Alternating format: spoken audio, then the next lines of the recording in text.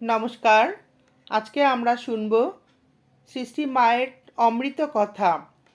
স্বামী বিবেকানন্দের দৃষ্টিতে সৃষ্টি মা। আজকে চতুর্থ পর্ব। মাতা ও পুত্রের অতি গভীর স্নেহ ও ভালোবাসার বিভিন্ন ঘটনার কথা এখানে তুলে ধরা হয়েছে। সৃষ্টি মা এবং স্বামীজির অতি গভীর স্নেহ ও ভালোবাসার আর এক ধরনের অনবদ্য মর্মস্পর্শী একটি চিত্র বলরামবাবুর এক ভ্রাতৃপুত্রের স্মৃতিচারণ উদ্ধার করে উপহার দিয়েছেন স্বামী নির্লেপানন্দ। স্বামীজির শেষ দিকের অসুখ, বেলুড়ে তাকে দেখতে শ্রী শ্রী মায়ের সঙ্গে নৌকা করে আমরা সবাই যাচ্ছি। আমাদের বাড়ির মেয়েরা অনেকে আছেন। এক নৌকা লোক, যোগিন মা খুব সম্ভব, গোলাপ মাও রয়েছেন। ওপরে দোতলায় স্বামীজির সঙ্গে শ্রী শ্রী মায়ের কথাবার্তা হলো। তারপর স্বামীজি শ্রী শ্রী মাকে এগিয়ে দিতে নিচে নেমে এলেন সামনের ঘাট পর্যন্ত। আমাদের নৌকাখানা ভাটায় পলিমাটি ও বালিতে ঠেকে গিয়েছিল। স্বামীজির গায়ে গেঞ্জি। আমি তখন ছোট ছেলে, সব খবর জানি না, বুঝি না। আমার তো তাকে বেশ মনে হলো তিনি আমাদের একজনেরই মতন। বালকের মতোই মালকোচা এঁটে নিজেই শ্রী শ্রী মার নৌকা ঠেলে জলে ভাসিয়ে দিলেন। সঙ্গে সঙ্গে আর সব মহারাজরাও যোগ দিলেন। মাঝিরাও ভাবিত হয়েছিল, এক নৌকা ভরা লোক কি করে ঠেলে জলে ভাসাবে। তাদের কাজটা স্বামীজি আগু বাড়িয়ে করে দিল। আরও মনে হচ্ছে যেন স্বামীজি শেষমেশ জয় শ্রী গুরু মহারাজ জি কি জয় বা ওরূপ কিছু একটা বলে নৌকাখানা ঠেলে দিলেন। আরও একটি ঘটনার বিবরণ এই প্রসঙ্গে দেওয়া যেতে পারে। 1889 সালের ফেব্রুয়ারি মাস, শ্রী শ্রী মা লক্ষ্মী দিদি, স্বামী যোগানন্দ, স্বামী শারদানন্দ, স্বামী অদ্ভুতানন্দ, স্বামী অভেদানন্দ, মাস্টারমশাই শ্রীম প্রভৃতির সঙ্গে আটপুরে এসেছেন স্বামী প্রেমানন্দের পূর্বাশ্রমের বাড়িতে। স্বামীজি তখন সেখানেই ছিলেন। শ্রীমাকে দেখেই স্বামীজি ঠিক যেন একটা শিশুতে রূপান্তরিত হয়ে গেলেন। স্বামীজির সেই অনাবিল আনন্দ প্রকাশের ঘটনাটিকে প্রত্যক্ষদর্শী লক্ষ্মী দিদি এইভাবে বর্ণনা করেছেন। শ্রীমাকে পাইয়া স্বামীজির খুবই আনন্দ। ইতিমধ্যে আমাদের মালপত্র আসিয়া পড়ে। তন্মধ্যে সকলের বিছানার মোটটি বেশ একটু বড় ছিল। উহা নামানো মাত্র স্বামীজি আনন্দ ভরে বালকের ন্যায় উহাকে ঘোড়া করিয়া উঠিয়া বসিলেন এবং হেট হেট করিয়া অঙ্গভঙ্গি সহ যেন দৌড়াইতে লাগিলেন। শ্রীমাও ছেলের আনন্দ দেখিয়া হাসিতেছেন ও আনন্দ করিতেছেন। শ্রীমা স্বামীজির গান শুনতে ভালোবাসতেন। 1890 খ্রিস্টাব্দের জুলাই মাসের মাঝামাঝি উত্তরাখণ্ডে পরিব্রজায় যাত্রা করার আগে গুরুভাই স্বামী অখণ্ডানন্দকে সঙ্গে নিয়ে স্বামীজি মায়ের অনুমতি ও আশীর্বাদ লাভের জন্য তার কাছে যান। শ্রীমা তখন ঘুষুরিতে এক ভাড়া বাড়িতে ছিলেন। স্বামীজি সে সময় শ্রীমাকে ভূমিষ্ঠ প্রণিপাত করে তার সন্তোষ বিধানের জন্য ভক্তিমূলক গান গেয়ে শোনান। শ্রীমা স্বয়ং সে সম্পর্কে বলেছেন, নরেনের কি পঞ্চমী সুর ছিল। আমেরিকা যাওয়ার আগে আমাকে গান শুনিয়ে গেল ঘুষুরির বাড়িতে।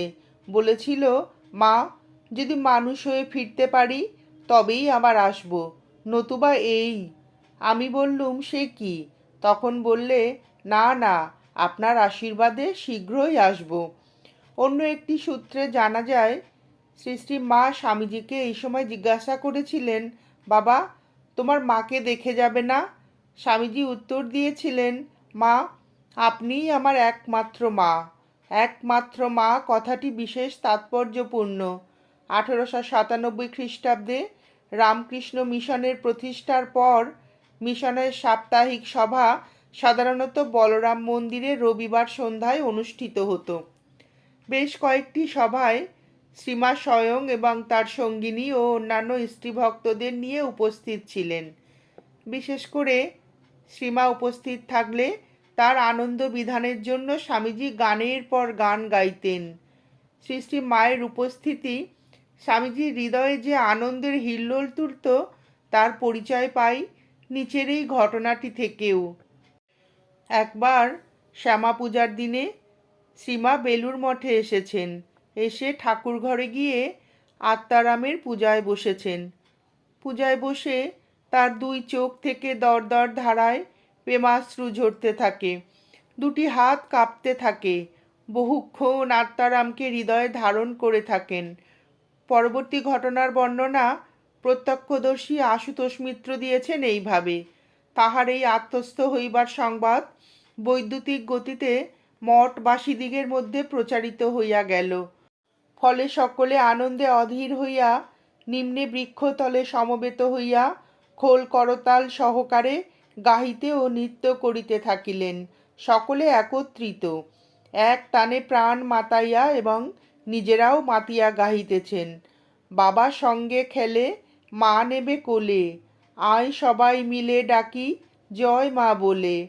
বাবা পাগল ভোলা, মা পাগলি মেয়ে, কত রাঙা মা ওরে দেখ রে চেয়ে, ধেই ধেই ধেই আয় ধেয়ে দে, মা পেয়েছি রে আমরা মায়ের ছেলে। স্বামীজি এতক্ষণ ওপরে নিজ কক্ষে ছিলেন। নৃত্যগীত শুনিয়া আর থাকিতে না পারিয়া নিচে আসিয়া দলে ভিড়িয়া গেলেন। তাহাকে সঙ্গে পাইয়া দলের সকলের মধ্যে অমানসিক শক্তি জাগিয়া উঠিল। সকলে আত্মহারা হইয়া বাবা সঙ্গে খেলে, মা নেবে কোলে ইত্যাদি আবার আখর দিয়া গাইতে লাগিলেন। স্বামীজি উৎসাহ দিয়া বলিলেন, গা গা, যাহারা নাচিতেছেন তাহাদের অঙ্গভঙ্গি প্রদর্শন করিয়া নাচিতে উৎসাহ দিলেন। এইবার নিজেই খোল লইয়া বাজাইতেছেন আর গাহিতেছেন আর নাচিতেছেন। এ এক অপূর্ব দৃশ্য, ইহা যে দেখিয়াছে সেই ধন্য। একদিন স্বামীজি বোসপাড়ার লেনের বাড়িতে গিয়েছেন। সৃষ্টি মা তখন ওখানেই আছেন। এ সম্পর্কে সৃষ্টি মায়ের নিজের বর্ণনা। বোসপাড়ার বাড়িতে আমরা আছি, শুনতে পাচ্ছি নিচের তলায় নরেন এসে গোলাপকে বলছে, গোলাপ মা, আমার বড় খিদে পেয়েছে। গোলাপ গোটা কতক মিছরির টুকরো নিয়ে নরেনের হাতে দিয়েছে। নরেন তো রেগেই খুন। আমি একটা থালায় করে খাবার পাঠিয়ে দিলুম। নরেন খায় আর বলে, একেই বলি মা। পূজারি বামুনের মেয়ে মা কেমন করে এমনি হলো আমি বুঝতে পারছি না। 1898 খ্রিস্টাব্দের অক্টোবর মাসে দুর্গাপুজোর আগে স্বামীজি কাশ্মীর থেকে মঠে ফিরে আসেন। তখন তার শরীর বেশ খারাপ। মহা অষ্টমীর দিন স্বামী ব্রহ্মানন্দ, স্বামী প্রকাশানন্দ এবং স্বামী বিমলানন্দের সঙ্গে স্বামীজি বাগবাজারে শ্রী শ্রী মাকে দর্শন করিতে আসেন। শ্রীমাকে সাষ্টাঙ্গ প্রণাম নিবেদন করে উঠলে শ্রীমা স্বামীজির মাথায় ডান হাত রেখে আশীর্বাদ করলেন। শ্রীমায়ের আদরের সন্তান অভিমান ভরে ও ক্ষুব্ধ কণ্ঠে বললেন, মা, এই তো তোমার ঠাকুর। কাশ্মীরে এক ফকিরের চেলা আমার কাছে আসতে যেত বলে সেই ফকির শাপ দিলে 3 দিনের ভেতর ওকে উদারময়ে এখান ছেড়ে যেতে হবে। আর কিনা তাই হলো, আমি পালিয়ে আসতে পথ পেলুম না। তোমার ঠাকুর কিছুই করতে পারলেন না। শ্রীমা উত্তর দিলেন, বিদ্যা বিদ্যা মানতে হয় বই কি বাবা, তারা তো আর ভাঙতে আসেন না।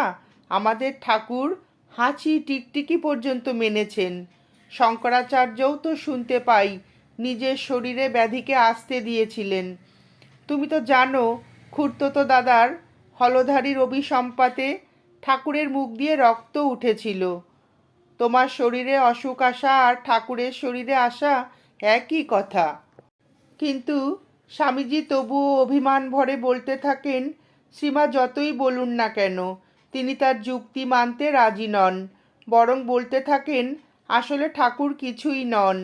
শ্রীমা তখন সকৌতুকে উত্তর দিলেন, না মেনে থাকবার জো আছে কি বাবা, তোমার ঠিকই যে তার কাছে বাধা।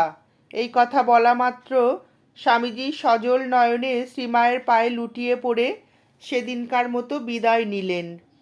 সত্যি স্বামীজি শ্রীমায়ের পদতলে পরিপূর্ণরূপে আত্মনিবেদন করেছিলেন। শিশু যেমন তার মায়ের কাছে করে, বিচার বিতর্ক যুক্তি প্রশ্নের প্রসঙ্গ সেখানে ছিল অবান্তর। শ্রী শ্রী মায়ের আরেকটি উক্তি থেকে জানা যায় যে একদা স্বামীজি বেদান্ত বিচারের প্রাবল্যে শ্রীমাকে বলেছিলেন, মা, আমার আজকাল সব উড়ে যাচ্ছে, সব দেখছি উড়ে যায়। সে কথা শুনে শ্রীমা সহাস্যে স্বামীজিকে বলেছিলেন, দেখো দেখো, আমাকে কিন্তু উড়িয়ে দিও না। স্বামীজি উত্তর দিয়েছিলেন, মা, তোমাকে উড়িয়ে দিলে থাকি কোথায়? যে জ্ঞানে গুরু পাদপদ্ম উড়িয়ে দেয় সে তো অজ্ঞান। গুরু পাদপদ্ম উড়িয়ে দিলে জ্ঞান দাঁড়ায় কোথায়? সাধারণ রীতি অনুসারে গুরুপত্নীকেও গুরুরূপে গণ্য করা হয়। স্বামীজি কি সেই প্রচলিত রীতি অনুসারে শ্রীমাকে গুরু বলেছিলেন? না, তা নয়। বাস্তবিক আগেই উল্লেখ করা হয়েছে, স্বামীজির দৃষ্টিতে ঠাকুর শ্রীরামকৃষ্ণ ও শ্রীমা ছিলেন এক ও অভিন্ন। সত্যিই নিবেদিতার ভাষায় এ এক দর্শনীয় অপরূপ সম্পর্ক। শ্রীমাকে স্বামীজি সাধারণ গুরুপত্নী হিসাবে দেখতেন না, শুধু সংঘজননী হিসাবেও নয়। মাকে তিনি দেখতেন বিশ্বজননী রূপেও, এক বিরাট বিশ্বজোড়া মা। স্বামীজির কাছে শ্রীমা এ সবই, আবার তার ঊর্ধ্বেও। বস্তুত স্বামীজির দৃষ্টিতে শ্রীমায়ের রূপ কিভাবে ধরা হয়েছিল তার সম্যক ধারণা বা বর্ণনা করা এক কথায় অসম্ভব। অন্যের কথা কোন ছাড়, স্বয়ং স্বামীজির সন্ন্যাসী গুরুভাইদের মধ্যেও অন্তত কেউ কেউ যে প্রথম দিকে স্বামীজির ধারণার অংশভাগ হতে পারিনি, তার আরেকটি দৃষ্টান্তের উল্লেখ পাওয়া যায় স্বামী বিজ্ঞানানন্দের নিম্নোক্ত বর্ণনায়। আমি মা ঠাকুরানের কাছে বেশি যেতাম না। স্বামীজি কী করে তা জানতে পারেন? শ্রী শ্রী মা তখন বলরাম মন্দিরে। সেখানে স্বামীজি একদিন আমায় জিজ্ঞাসা করলেন, পেশন, মাকে প্রণাম করতে গিয়েছিলে? আমি বললাম, না মশাই। স্বামীজি বললেন, সে কি, এক্ষুনি যাও মাকে প্রণাম করে এসো। তাই শুনে আমি তো মাকে প্রণাম করতে গেলাম। মনে মনে ভাবছি কোনো প্রকারে ঢিপ করে একটা প্রণাম করে চলে আসব। মাকে প্রণাম করে উঠতেই স্বামীজি পেছন থেকে বলছেন, সে কি পেশন, মাকে এই করে প্রণাম করতে হয়? সাষ্টাঙ্গ হয়ে প্রণাম করো, মা যে সাক্ষাৎ জগদম্বা। বলেই তিনি সাষ্টাঙ্গ হয়ে মাকে প্রণাম করলেন। আমিও মাকে আবার সাষ্টাঙ্গে প্রণাম করে চলে আসি। আমি কিন্তু ভাবতেই পারিনি যে স্বামীজি আবার আমার পেছন পেছনে আসবেন। স্বামী বিজ্ঞানানন্দ বলতেন, শ্রী শ্রী মাকে কীভাবে প্রণাম করতে হয় স্বামীজিই তা আমাকে শিখিয়েছিলেন, বুঝিয়েছিলেন মায়ের স্বরূপও কি তাও। স্বামী শিবানন্দের পূর্বে উদ্ধৃত চিঠি থেকে জানা যায় যে শুধু স্বামী বিজ্ঞানানন্দকেই নয়, অন্যান্য গুরুভাইকেও স্বামীজি শ্রীমাকে চিনিয়ে দিয়েছিলেন। শ্রীমাকে যাতে তার গুরুভাইরা শুধু গুরুপত্নী হিসাবে না দেখেন সেই বিষয়ে স্বামীজি সদা সচেতন ছিলেন। তা স্বামী শিবানন্দকে লেখা চিঠিতে এবং স্বামী বিজ্ঞানানন্দের উপরোক্ত ঘটনার বিবরণ থেকে স্পষ্ট বোঝা যায়। গিরিশচন্দ্র ঘোষের জীবনে শ্রী শ্রী মায়ের প্রতি গভীর শ্রদ্ধাভক্তি সংবাদ পেয়ে স্বামীজির উল্লাসের শেষ নেই। স্বামী নিরঞ্জনানন্দের মায়ের প্রতি গভীর ভক্তির জন্য তার জন্য যে কোনো ত্রুটি স্বামীজি উপেক্ষা করতে প্রস্তুত। আবার স্বামী ব্রহ্মানন্দকে লেখা তার চিঠিতে দেখা যায় যে পুথিকার অক্ষয় কুমার সেনের, যাকে স্বামীজি আদর করে শাকচুন্নি বলতেন, তার মায়ের প্রতি ভক্তি অটুট আছে কিনা তা জানার জন্য স্বামীজির উদ্বেগের অন্ত নেই। স্বামী ব্রহ্মানন্দকে লিখছেন, বলি শাকচুন্নির কোথাও কোনো কথা তোমরা লেখো না, সে গেল কোথা? মাকে ভক্তি করছে তেমনি কি না? যখন বেলুর মঠের নিজস্ব জমি কেনা হলো তখন শ্রীমাকে স্বামীজি মঠের নতুন জমিতে নিয়ে গিয়ে নববস্ত্র পরিধান করিয়ে চেয়ারে বসান এবং সাষ্টাঙ্গে প্রাণিপাত করে অশ্রুপূর্ণ লোচনে করজোড়ে বলতে থাকেন, মা, এতদিনে আজ আমার মাথায় যে বোঝা ছিল তা নেমে গেল তোমাকে তোমার নিজের জমিতে এনে। এখানে তুমি হাঁপ ছেড়ে চারিদিকে বেড়াও, ঘুরে ফিরে দেখো। মঠের নিজস্ব জমি শ্রী শ্রী মায়ের প্রার্থনার ফলশ্রুতি। বোধগয়ার মঠের ঐশ্বর্য এবং সচ্ছলতা দেখে সঙ্গে সঙ্গে তার ত্যাগী সন্তানদের অন্ন বস্ত্র এবং আশ্রয়ের অভাবের কথা স্মরণ করে শ্রীমায়ের মাতৃ হৃদয় থেকে এক করুণ প্রার্থনা উচ্চারিত হয়েছিল। শ্রীমা এ সম্পর্কে স্বয়ং বলেছেন, বোধগয়ার মঠ, তাদের অত সব জিনিসপত্র, কোনো অর্থের অভাব নেই, কষ্ট নেই। দেখে কাঁদতুম আর ঠাকুরকে বলতুম, ঠাকুর, আমার ছেলেরা থাকতে পায় না, খেতে পায় না, দুয়ারে দুয়ারে ঘুরে ঘুরে বেড়াচ্ছে। তাদের যদি অমন একটা থাকবার জায়গা হতো, তা ঠাকুরের ইচ্ছায় মঠটি হলো। আবার অন্যত্র বলেছেন, আহা, মঠের জন্য ঠাকুরের কাছে কত কেঁদেছি, প্রার্থনা করেছি।